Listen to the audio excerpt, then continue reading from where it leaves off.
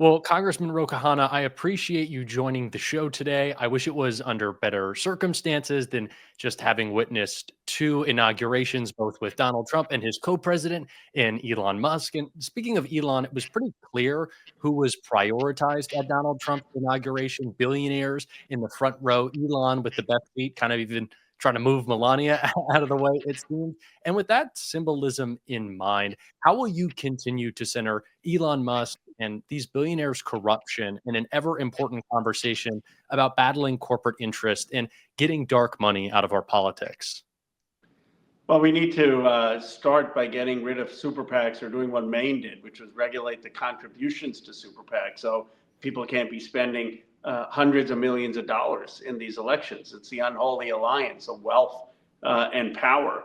We also need to make sure that our economic policies for all American stakeholders, for all Americans who seek economic independence and stability, not just a handout and tax break to these multi-billionaires. And that's not the sense of American spirit of building things and building the future that Trump talks about. His is a vision that very few elite will do that, whereas ours has got to be a vision that that's a collective mobilization of the American people. And I completely agree. And on this topic of Elon Musk, you previously wrote that you think that Democrats can work with DOGE, the Department of Government Efficiency, which he is allegedly heading up. It's very difficult to tell at this point. A lot of people are already moving in and out of it. But if you really do think that's the case, that we can work with DOGE, that we can trim the fat, that we can build a better government for all Americans, what legislative priorities do you think Democrats can actualize under DOGE? And what's the best way for our successes and our ideas not to get swallowed up by Elon? I worry that there will be this belief that if DOGE does have some success as the result of Democratic policies, Democrats won't be able to take advantage of that success. We won't be able to claim it. So, with all of that in mind, what do you think is the best way to do so?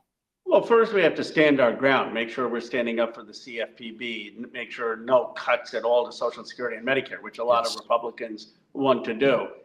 Make sure that we are standing for the Department of Education.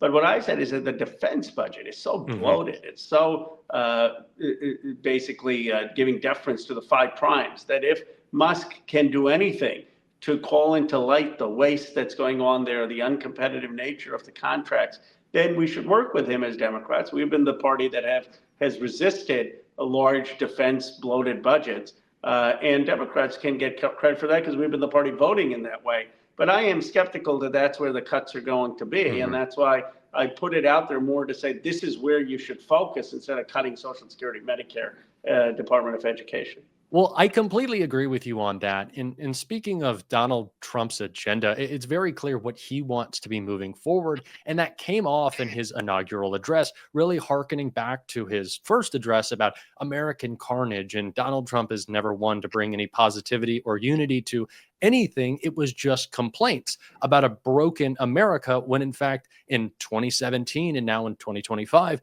Donald Trump has inherited a booming economy thanks to Democrats and a relatively stable nation. But of course, Donald Trump wants to push this fear so he can get big tax cuts for his wealthy friends, but also carry out his mass deportation plan. Now, Donald Trump is going to continue to move forward with this. It's expected to be the most core element of his first 100 days. How do we, as Democrats who maybe struggled to correctly message on immigration, really change that with the way that Donald Trump is going to carry out a not only immoral, but economically unviable mass deportation plan? Well, I think we need to first talk about the economic stagnation for working class folks and say you can't look to these false things that Donald Trump's saying, the manifest destiny 19th century, as if he was Alexander the Great and is going to go conquer other lands. That's just not going to help people in Johnstown or Youngstown. Or that there's going to be some mass deportation of 11 million Americans or picking crops and helping work in hotels. That's not going to create jobs in these communities. What will? Building new high tech, building new manufacturing, putting new investment in those communities, helping create new economic prosperity in those places. And so we have to offer a transformative, bold vision in these communities that addresses people's real fear of decline and stagnation, and point out that what Trump is doing is just sloganeering and isn't going to help their lives. No, and that's absolutely the case. And part of that is the important work you've done. And really a standout as from all the Democrats in the Congress is that you have been so willing and so successful venturing out into these new media platforms, being active with TikTok creators, going across all these different YouTube channels, friends of mine, and you've really been able to drive home that message. But considering that all of the major tech CEOs, people owning these information platforms, we saw the CEO of TikTok, obviously Zuckerberg, cozying up to Trump now, and Elon Musk is the most obvious example. It feels like Democrats are at a disadvantage when it comes to having success on these bigger platforms and getting our messaging across. Now, you've, like I said, been a great example of how Democrats can do that differently. But what would your advice be for your colleagues or anyone trying to move forward with building this democratic messaging infrastructure online and across the country? First is to show up to platforms, show up to independent media, show up to conservative independent media. I'm doing Tim Pool tonight. I mean, I go on liberal, progressive, conservatives, because you want to have conversation. You want to have conflict even. That's what gets people's interest. So don't be afraid to shake it up. Yes. The second thing is that we need more investment in digital influencers, digital podcasts, digital spaces. We have a lot of money. It all ends up usually going to TV in these campaigns. And I hope our people on our side will recognize the importance of supporting platforms. Obviously, the Republicans have Truth Social and Elon Musk.x, and also supporting our influencers and our content creators. Yeah, and I really, like I said, appreciate the work that you've specifically done to build out that infrastructure. I think it's so important that we try to go reach people in the places that they're not traditionally finding us, especially when so many are tuning out of politics right now, or maybe have never even tuned in. But if there's some positive news that people can tune in for right now, obviously this is going to be a difficult first week, first 100 days, 4 years ahead of us. What do you think that you can accomplish in a MAGA Congress that was incompetent for the last 2 years, but is seeing an even slimmer majority now? There's going to be a lot of Republican infighting. Democrats have kind of already had to bail out this MAGA majority. Do you think that there is legislation? Can your legislative priorities get through in this MAGA Congress? And what are the positive ideas that can actually be gotten done? Well, I think it's going to be hard. I mean, I'm for raising the wage. I'm for Medicare for all. I'm for making sure insurance don't deny people's health care claims. But I think it's going to be hard to get any of that done because the Republican priority is going to be tax breaks for the very wealthy. They're going to be chasing these false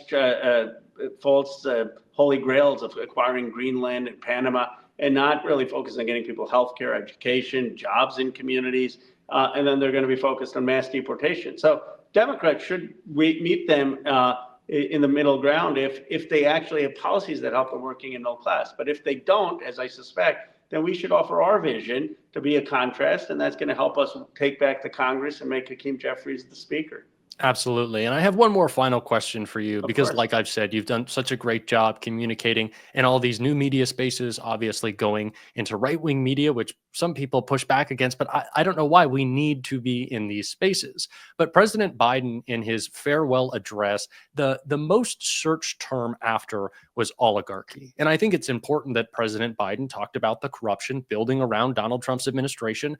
But I feel like that was the most searched term, not just because it was maybe the most important element of the address, but because maybe people didn't know what an oligarchy was. They wanted to look more into what Joe Biden was referencing specifically. If there was a better way to describe, what's happening around Donald Trump, Elon Musk, Mark Zuckerberg, Jeff Bezos, the corporate class bending the knee to him, this oligarchy, what can we better term that'll break through to people who, like I said, are maybe more bumping into politics than actually reaching out to try to find information? Well, I think we have to be students of American history and say, look, there have been other times where industrialists have wielded extraordinary power, the railroad tycoons, the steel tycoons, Carnegie, JP Morgan, Rockefeller. And guess what? It was followed by a progressive movement which empowered ordinary Americans to say we wanted to have citizenship and economic agency back in our lives. Mm-hmm. And that's what we need today. We need to say, yes, of course, technology is going to be the future in many ways, but we don't want these billionaires calling the shots about it. We don't want all the wealth piling up in just Silicon Valley. We want to be the agents of our own destiny and have a democratic politics emerge that shapes our future. And that, I think, is the opportunity and will be the reaction to Donald Trump's politics, which are actually the elite-driven politics in our country. Absolutely. I completely agree. And as always, I appreciate your time. I look forward to speaking to you about more positive things, maybe than these two Well, you're a inaugurations, very like I strong said. voice. Thank you for being out there. Your voice is very important, and I appreciate your helping get these ideas out there and building this progressive base. Well, that means a lot. We're all doing it together. I appreciate your time. Thank you so much, Thank Congressman. you.